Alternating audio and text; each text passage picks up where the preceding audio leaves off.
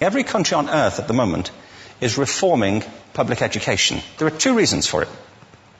The first of them is economic. People are trying to work out, how do we educate our children to take their place in the economies of the 21st century? How do we do that, given that we can't anticipate what the economy will look like at the end of next week, as the recent turmoil is demonstrating? How do we do that? The second, though, is cultural. Every country on earth is trying to figure out, how do we educate our children so they have a sense of cultural identity and so that we can pass on the cultural genes of our communities while being part of the process of globalization. How do we square that circle? The problem is they're trying to meet the future by doing what they did in the past.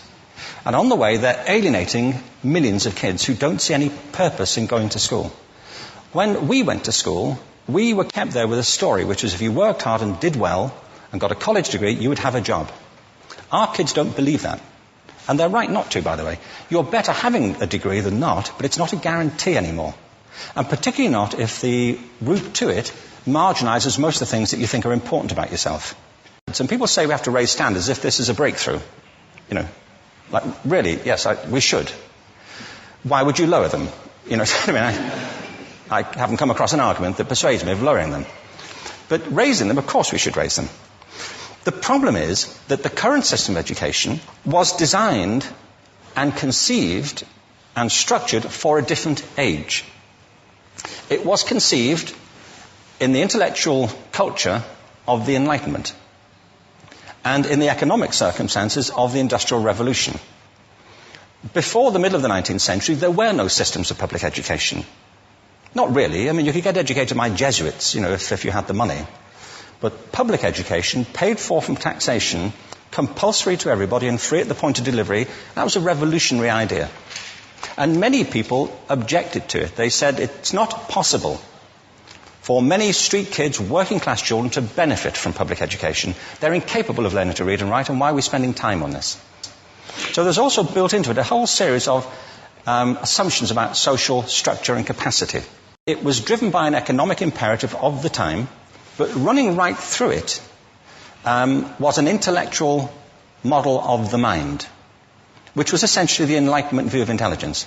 That real intelligence consists in the capacity for a certain type of deductive reasoning and a knowledge of the classics originally, what we come to think of as academic ability. And this is deep in the gene pool of public education, that there are really two types of people, academic and non-academic, smart people and non-smart people. And the consequence of that is that many brilliant people think they're not, because they've been judged against this particular view of the mind. So we have twin pillars, economic and intellectual.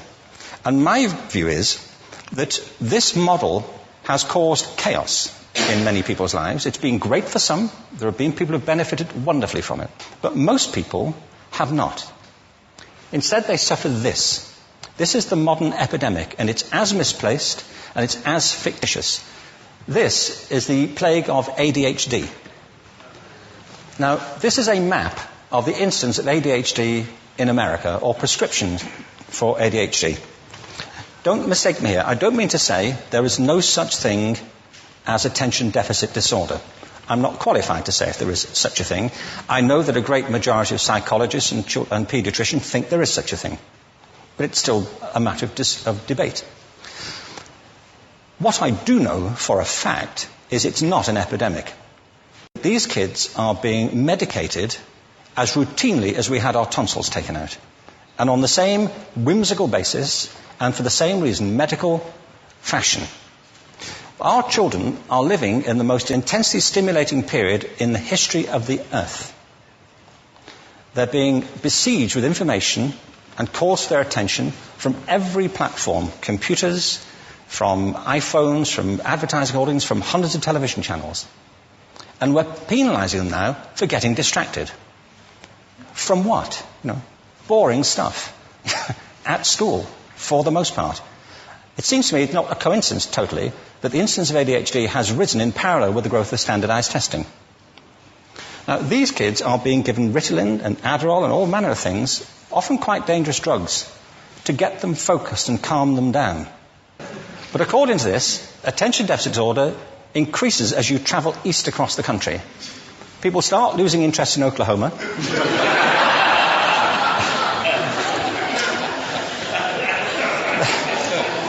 They can hardly think straight in Arkansas.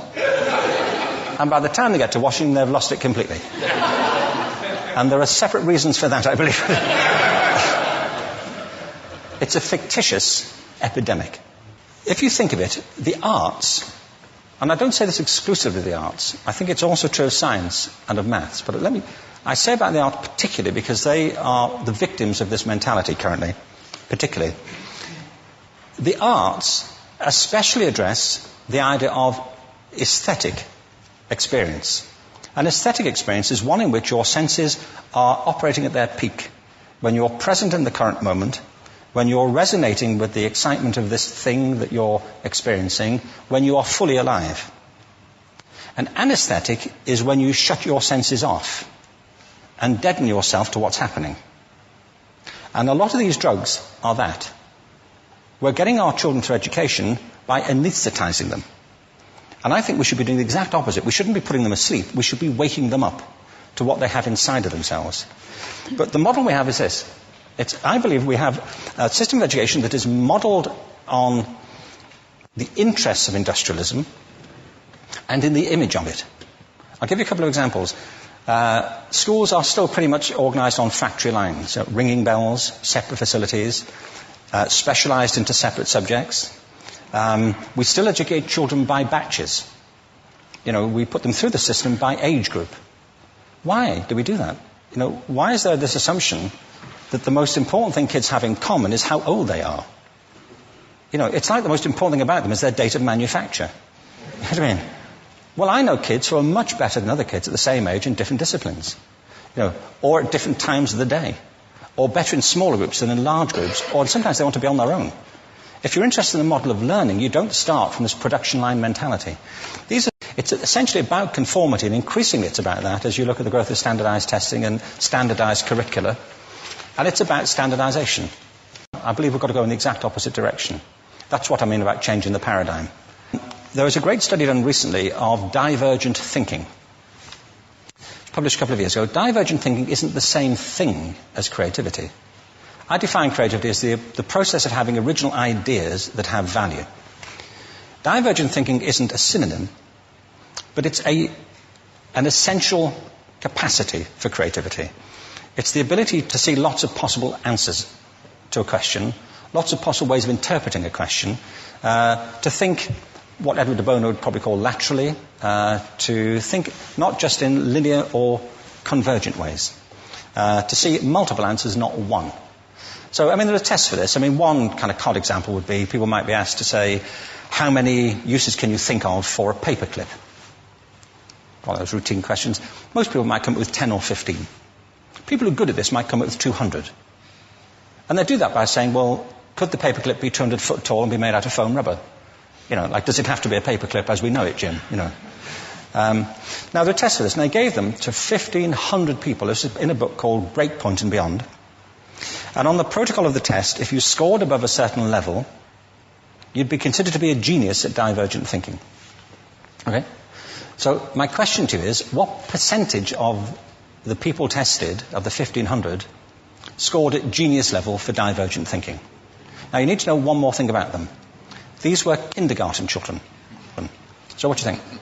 What percentage at genius level? 80. 80, okay. 98%. Now, the thing about this was it was a longitudinal study. So they retested the same children 5 years later, age of 8 to 10. What do you think? 50? They retested them again 5 years later, ages 13 to 15. You can see a trend here, can't you? Now, this tells an interesting story, because you could have imagined it going the other way, couldn't you? You start off not being very good, but you get better as you get older. But this shows two things. One is we all have this capacity, and two, it mostly deteriorates. Now, a lot of things have happened to these kids as they've grown up. A lot. But one of the most important things that happened to them, I'm convinced, is that by now they've become educated. They've spent 10 years at school being told there's one answer, it's at the back. And don't look. And don't copy, because that's cheating. I mean, outside schools, that's called collaboration, but inside schools. Now, this isn't because teachers want it this way, it's just because it happens that way. It's because it's in the gene pool of education. We have to think differently about human capacity. We have to get over this old conception of academic, non-academic, abstract, theoretical, vocational, and see it for what it is, a myth. Secondly, we have to recognize that most great learning happens in groups, that collaboration is the stuff of growth. If we atomize people and separate them and judge them separately, we form a kind of disjunction between them and their natural learning environment. And thirdly, it's crucially about the culture of our institutions, the habits of the institution and the habitats that they occupy.